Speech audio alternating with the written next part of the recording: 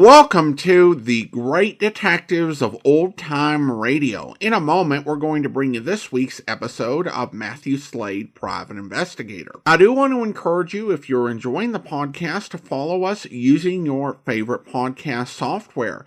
I also want to encourage you to check out our other podcast, and this week I'm highlighting our video theater. It is the video companion to this podcast, serving up public domain, TV series, and movies. Some of our recent features include the Bulldog Drummond movies, Racket Squad, Dangerous Assignment, U.S. Marshal, and of course we've begun playing the 1950s Dragnet TV series. This series has been available on YouTube and also Apple Podcast for many, many years. And you can enjoy that way. But if you want to watch the videos on Spotify, you now can. You can search for Detective Video Theater. Our full archive is not there yet, but we will be adding episodes from the archive each week. And also, starting with our next episode this week, we'll begin to post our new episodes as well.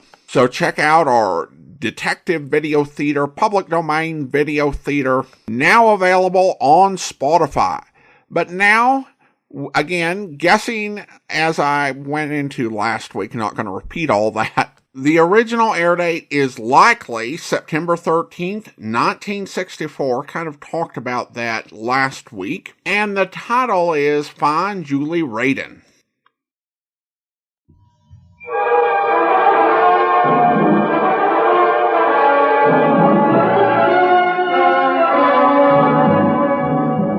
From Hollywood, welcome to Starlight Mystery Theater and another episode in the series Mathew Slade, Private Investigator. We invite you to take your seat as Mathew Slade unfolds the story, Find Julie Raydon.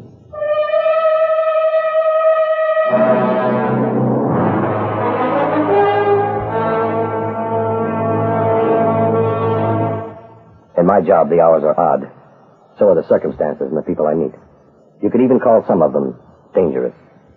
My calling card reads, Mathew Slade, Private Investigator.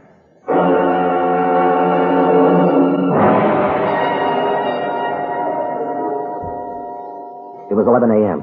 I was calling on a new client. Her name, Lynn Hollander, 23. Attractive, and in need of help. That's all Sergeant Sid Dinelli had told me. And I was about to find out the rest for myself.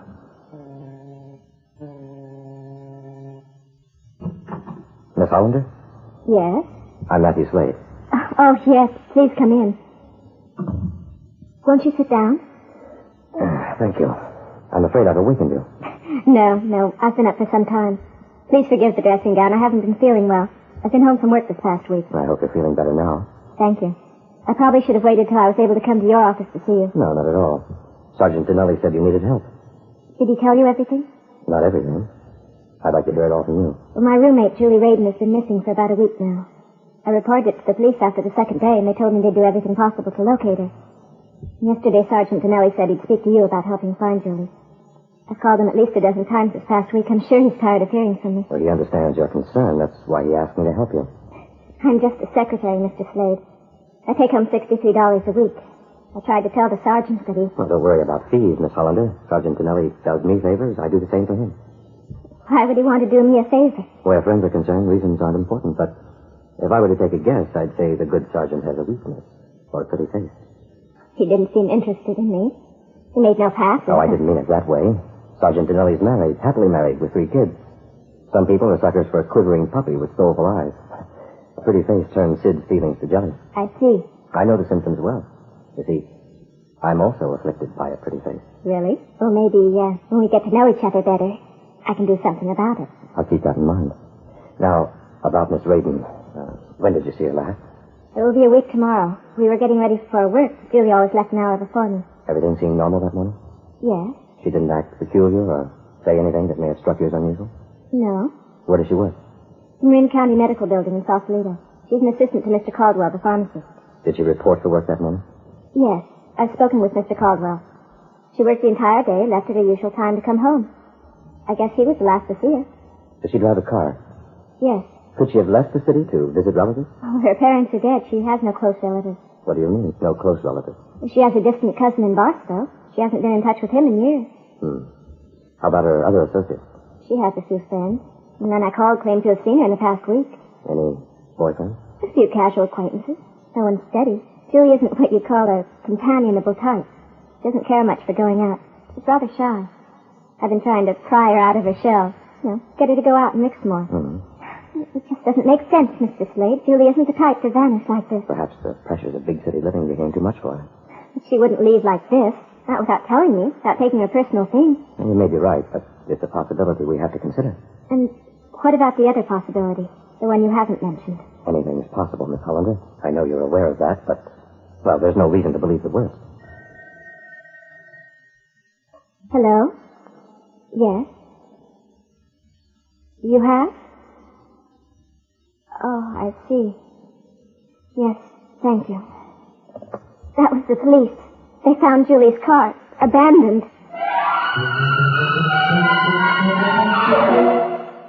I hoped Julie's car would give me a lead to her whereabouts. Sid was in his office when I arrived.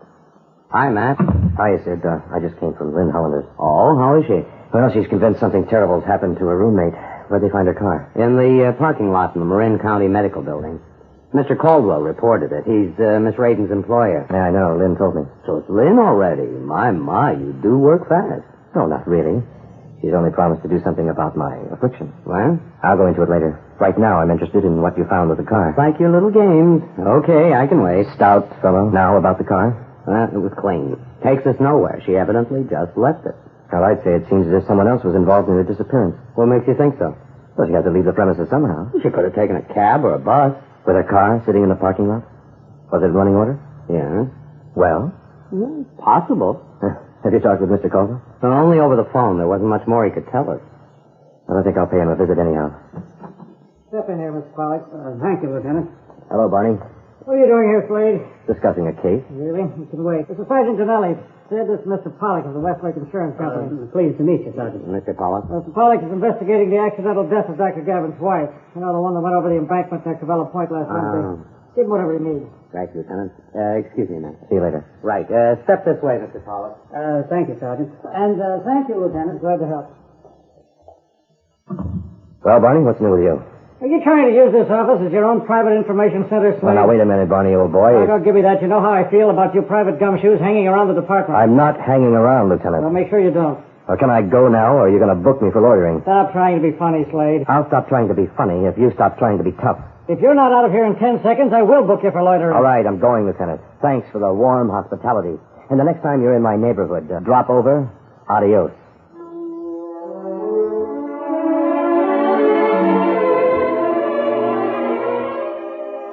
I wouldn't nominate Lieutenant Flagg for a fellowship award, but he's not as tough as he likes to pretend. Someday I've got to ask him if he takes me as seriously as I take him. I paid my toll and crossed over the Golden Gate on my way to Sausalito. Shafts of sunlight filtered through the cables of the bridge as I drove north. I reached Marin County side and turned off Highway 1, arriving at the medical building a few minutes later. I hoped to talk with Mr. Caldwell would open a door. He was in the rear of the pharmacy. Mr. Caldwell? Yes, may I help you? My card. Investigator. Oh, is this about Julie Raydon, Mr. Slade? Yes. I'll be glad to help you in any way I can. Poor child, I hope no harm's come to her. Is there anything out of the ordinary you can tell me about last Wednesday? No, not that I can remember. Do you see her talking to anyone who may have looked suspicious? No. Any phone calls that may have upset her? I wish I could say yes to help, but there was nothing like that. What time did she leave? It's closing time, 5:30. Did you see her walk to her car? No, we said goodnight here in the pharmacy. As you can see from this location, it's impossible to see the parking area. Mm-hmm. You phoned the police about her car? Yes, it had been parked in the same spot for a week. Why did you wait so long to report it? Well, I wasn't sure it was Julie's car. I checked the registration just this morning and then telephoned the police immediately. I see. Is there any reason you can think of that would make her leave so suddenly? I've tried to think of something she may have said or done in the past. Nothing comes. Tell me, have you ever been short on any of your stock, Mr. Caldwell? Stock? Yes. I mean drugs. No, why do you ask? I thought Julie may... Oh, no, Mr. Slade. Julie's not that kind of girl, believe me. I expected to hear you say that, but I had to ask. Well, there doesn't seem to be any reason... Excuse me. Hello? Oh, yes, doctor. Aspirin with codeine. Number 2. 12 tablets. As directed. Mrs. Warnick. Yes, I'll have them ready for her. Yes, goodbye, Dr. Gavin. Dr. Gavin? Yes, he has an office in this building. You know, he lost his wife just last week. It's a terrible accident. Yeah, I heard about it. It seems the cruel hand of fate struck twice in the same place. Mrs. Gavin and Julie. Sometimes it's hard to understand these things. Well, thank you for your help, Mr. Caldwell. I wish I could do more. Well, the pieces don't always fall together right away. You may have helped without realizing it. Caldwell called it the cruel hand of fate. Was it? Mrs. Gavin's death and Julie Raydon's disappearance occurring on the same day may have been a tragic coincidence. Before I made up my mind about that, I'd have to find out more about the circumstances surrounding Mrs. Gavin's accidental death. And that meant paying another visit to Lieutenant Flagg's Forbidden City. Come in, Matt. Flag around?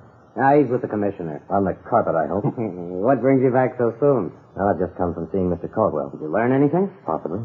Depends on what you can tell me about that accident at Cavallo Point last Wednesday. The one involving a Dr. Gavin's wife? No, her car missed a curve and plunged over an embankment. It exploded. That's all she wrote. It was an accident. Any witnesses? No, but from the skid marks, it was obvious she was traveling too fast to make the curve. Mm-hmm. What did that insurance investigator think? Pollock? Yeah. No, he made a thorough investigation. He thought there might be an attempt to defraud his company. It seems Dr. Gavin had a large accidental death policy on his wife. Very interesting. You convinced it was an accident? Yeah. So is the insurance company. They're paying off to the tune of $100,000. You see the body, Sid? Yeah, it was burned quite badly. How was it identified? Dr. Gavin was able to identify her, and... Yes, of course. Well, why don't you see? He could identify her. You'll probably think I'm completely out of my mind, but I have a hunch that the woman in that car wasn't Mrs. Gavin. Who then? Julie Raydon. Impossible. Maybe. It's a wild hunch, but I know a way I can prove it. Look, get me a court order to have Mrs. Gavin's body exhumed. Now, that is impossible. Why? She was cremated. That's a nice way of getting rid of the evidence, wouldn't you say? A dental records check might have proved me right. No, give the force a little credit. We did make a dental records check. It proved conclusively that Mrs. Gavin was the victim. Well, I guess I was out on a limb, which you just very neatly sawed off. Facts are facts. I really thought I was onto something. Any other leads? No, none. Listen, Matt, I know you're doing this only because I asked you. Anytime you want to drop it, it's fine with me. Who said anything about dropping it? Oh, I know you're not getting a fee. Look, I don't mind. Hey, you got something going on with this Hollander girl? Could be. Hey, that reminds me. You were going to tell me about that. Oh, yeah. Well, she promised to do something about my affliction. What affliction? Well, the one we both suffer from. We? Yeah, you and me. Didn't you know? We're brothers in malady. What? We have no resistance to a pretty face, Sergeant. Oh, and she's going to do something about that, huh? Mm-hmm. Like what? Well, I'm not too sure. But it might be interesting. Hey, sounds wild. Keep me posted, won't you? You'll be the first to know. Well, don't you have a home, Slade? I have a home, Lieutenant. You'd never know it by the time you spend around here. Look, Barney, I'm here on business. Whose business? Yours or ours? Both. And do I have to remind you that in my line of work it's not unusual? Everything about your line of work is unusual. Do you gentlemen mind if I step in as a mediator? Stay out of this, Sid. Look, Slade's got as much right to be here as anyone else, Barney. Not to interfere in police business for his own personal gain. Well, then let's just say I came here to pay a social call. During duty hours? Which ended 5 minutes ago, Barney. I'm on my own time now. Okay, so you're on your own time. We don't use the department to entertain private guests, Sergeant. I think we've been asked to leave, Mr. Slade. Yes, after you, Mr. Dinelli. Don't get cute, you two. No, we wouldn't think of it. Adios, Barney, old boy. We left Lieutenant Flagg boiling with indignation. 15 minutes later, I arrived at Lynn Hollander's apartment. I tried to think of something encouraging to tell her without stressing the truth. The truth that I still had no idea what had become of Julie Raydon. Mr. Slade, come in. Have you found out anything? I'm afraid not. Oh. Well, I guess we can't expect miracles the first day. Keep your chin up. And keep smiling. That's right. Now let me see those pearly whites. How's this? Pretty. You can thank my dentist. I just had them cleaned. What is it, Matt? Of course. Oh, stupid. I should have realized. What? Do you know the name of Julie's dentist? No, I don't recall. Wait, she may have a bill from him. She keeps her bills together. Here. Yes, here. This looks like it. Yeah, let me see that. Yeah, I thought so. What is it, Matt? I may be crawling out on a limb again, but, well, the coincidence is just too strong. What coincidence? Julie's dentist is Dr. Karl Gavin.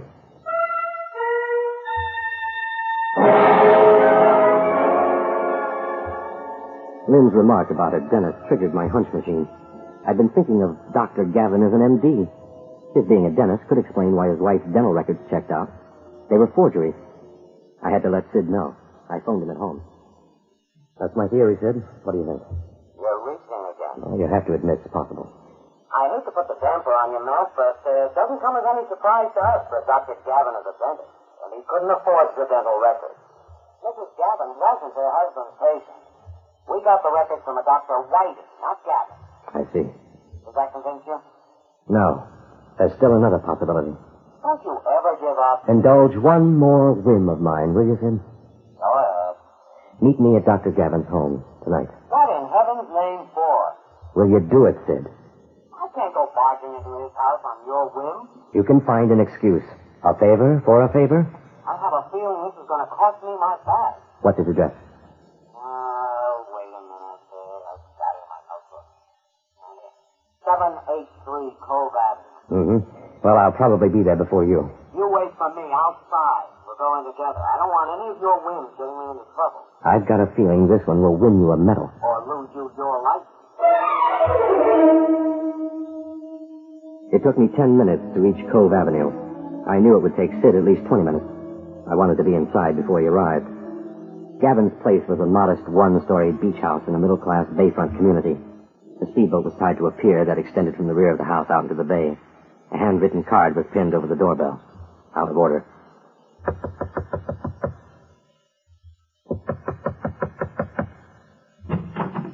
Dr. Gavin?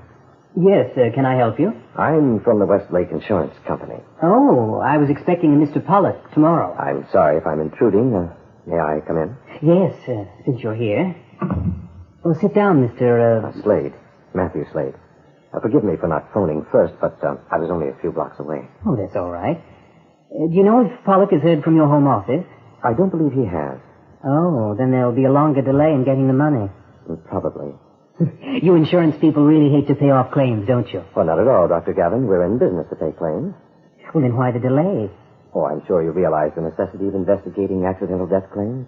You know, Doctor, there are unscrupulous people who try to defraud insurance companies. Well, are you insinuating Don't understand me. We have no way of knowing who is and who isn't, so we investigate every claim thoroughly. Very cautious.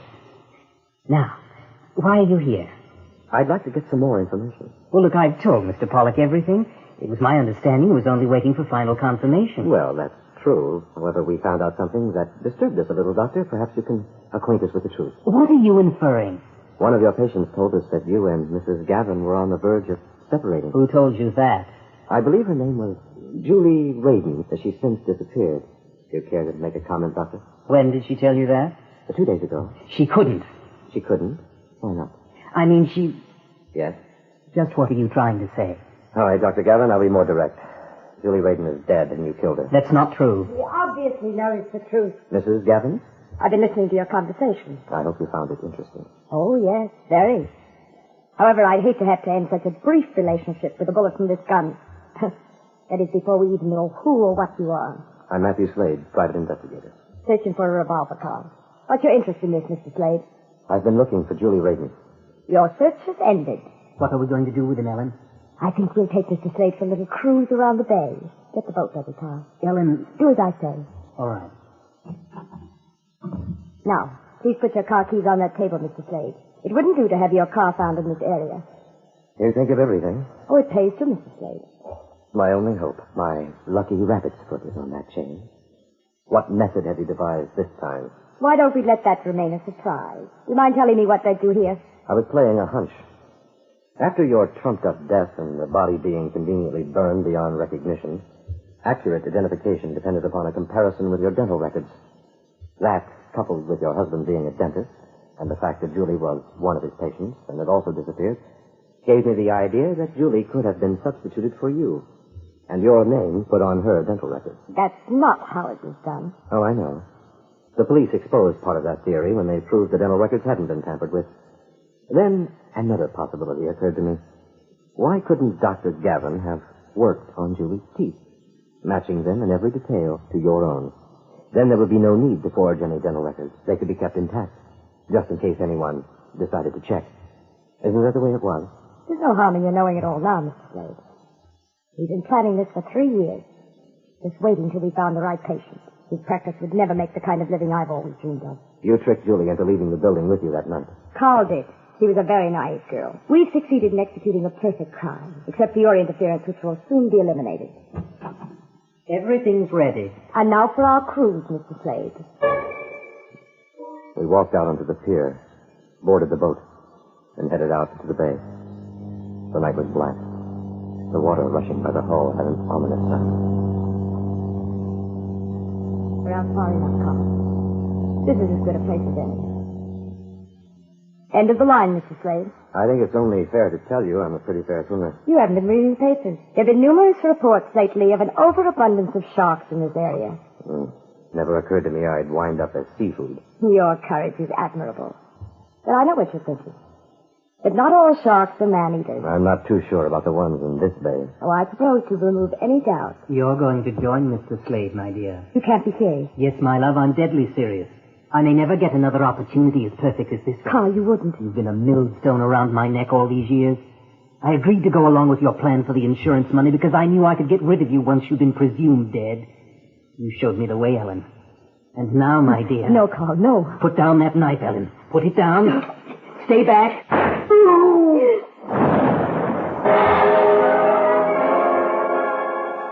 They both fell overboard. Mrs. Gavin's knife found its mark in her husband's chest. His shot had ripped through her neck. Now, she was right about those sharks. They were on them in an instant, ripping and slashing. In a few seconds, it was over.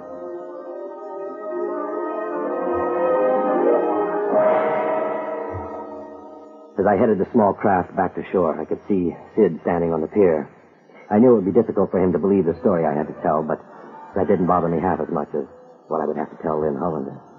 The fact that we would never find Julie Raydon.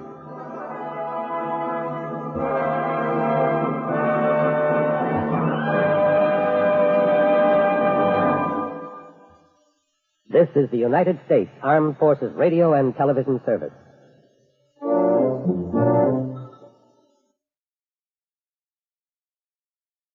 Welcome back. Nice to hear Lieutenant Flagg again. I wasn't sure he'd make an appearance outside Day of the Phoenix. It's a short program where Matt Slade really takes a lot of guesses and hunches to get to the solution. Of course, that's not a knock. This easily could have been a story on yours truly, Johnny Dollar, 6 or 7 years previously. Now, the clues that the dentist was not well along came down to two things. The first was the out-of-order sign on the doorbell, so he couldn't afford to get it fixed. That, and his dwelling was described as a modest one-story beach house. Now, this description challenges me as a 21st century person. It's been a long time since a detached San Francisco beach house in a decent neighborhood could be considered modest in price. But in 1964, maybe. And of course, our villains met a gruesome end, though it's a fair question as to how realistic of an end it was. There were reports, and still are, of great white sharks in San Francisco Bay. However, according to the website, it's a conservationist website, Shark Stewards, there have been no confirmed shark attacks on humans in San Francisco Bay. Though, to be fair, if a person was swimming alone when the shark attacked, who's going to confirm it? The shark? So not certain there's a scientific basis for the ending. Or that you can kill people, toss them in the ocean, and bet on sharks taking care of the cleanup. But at any rate, Matt Slade's intention was fully engaged here, and it paid off. Well, now it's time for listener comments and feedback. And we start out on Patreon, where Emmett writes, I'm quite surprised, but I really like this series. I had no idea this stuff was being done in the mid-60s. Thanks for finding this one. Well, thanks so much, Emmett. Now, this one is definitely obscure because it really was the only thing of its kind being done in the United States at the time. Of course, you had other things going on in the UK and South Africa, but this is unique, which kind of makes it easy to get forgotten. Then we go to Spotify. Sheila writes, I enjoyed this episode of Mathew Slade. Thank you for finding rare gems for us. Over on YouTube, a listener writes, welcome back. I really like this. Premise follows pretty much every other detective radio show, but they made it their own. Hopefully there are more episodes out there. And then Betsy writes, this was pretty good. I enjoyed it. Well, thank you so much. Appreciate your comments. And then on the listener survey, Nate writes, love listening to old detective radio shows, and he comes from Boise. Thanks so much. And another listener says, so enjoyable, thanks. Well, now it's time to thank our Patreon supporter of the day, and I want to thank Mimi. Mimi's been one of our Patreon supporters since February 2016, currently supporting the podcast at the Shamus level of $4 or more per month. Thanks so much for your support, Mimi. And that will actually do it for today. If you're enjoying the podcast, please follow us using your favorite podcast software. If you're enjoying the podcast on YouTube, be sure to like the video, subscribe to the channel, and mark the notification bell. All those great things that help YouTube channels to grow. We will be back next Tuesday with another episode of Mathew Slade. But join us back here tomorrow for Broadway's My Beat, where... Boy and girl in the car, Danny. It's a long time in the river. How long? The engineer says from the amount of rust on the car, 2 or 3 days. Here, help me open the car door, Florio. Yeah, Danny. It's stuck. All that river water rusted the lock. What would you try? For a bad man, you got muscles, Danny. Danny. Why did you have to call me, Florio? Why me? But this makes it all the more down your alley, Danny. The bullet holes plugged neatly in the heart region. 1 each to each. They weren't not only drowned, were they? No.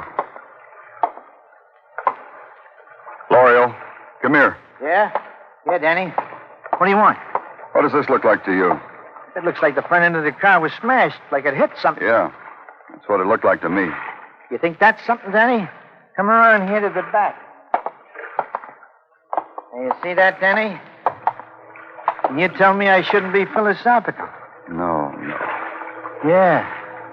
Yeah, Danny. A sign. A sign that says just married. I hope you'll be with us then. In the meantime, send your comments to box13@greatdetectives.net. Follow us on Twitter at Radio Detectives and check us out on Instagram. Instagram.com/greatdetectives. From Boise, Idaho, this is your host, Adam Graham, signing off.